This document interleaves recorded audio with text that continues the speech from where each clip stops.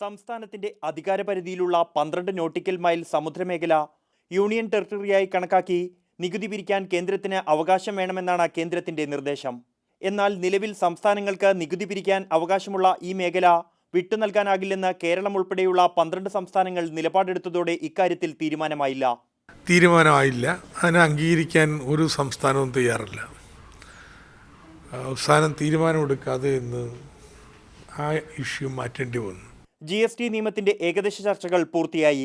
നികുതി ഭരണം സംബന്ധിച്ചുള്ള സംസ്ഥാന കേന്ദ്ര ചുമതലകൾ യോഗത്തിന്റെ 2ാം ദിവസം ചർച്ച ചെയ്യും.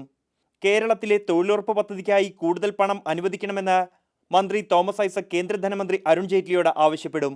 തൊഴിലുറപ്പിന് വേണ്ടി കേന്ദ്ര ബഡ്ജറ്റിൽ ഇന്നുള്ളതിൻ്റെ ഇരട്ടി പണം വകയിരുത്തണം. 100 ദിവസത്തെ പണി താല്പര്യമുള്ളവർക്കെല്ലാം കൊടുക്കാനുള്ള കഴിവ്. സംസ്ഥാനത്തിന്റെ വായ്പാ പരിധി 3-ൽ നിന്നും 4-ആക്കി ഉയർത്തുക, കർഷകർക്കുള്ള കടാശ്വാസ പാക്കേജ് പ്രഖ്യാപിക്കുക എന്നിവയാണ് മറ്റ് ആവശ്യങ്ങൾ.